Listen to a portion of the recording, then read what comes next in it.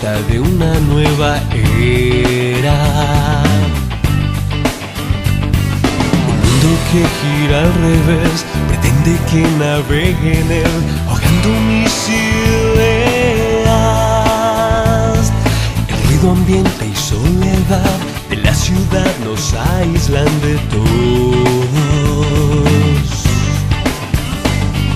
Por eso comencé a escarbar para encontrar los 1001 tesoros. El mundo que gira al revés pretende sumergirme en él, ahogando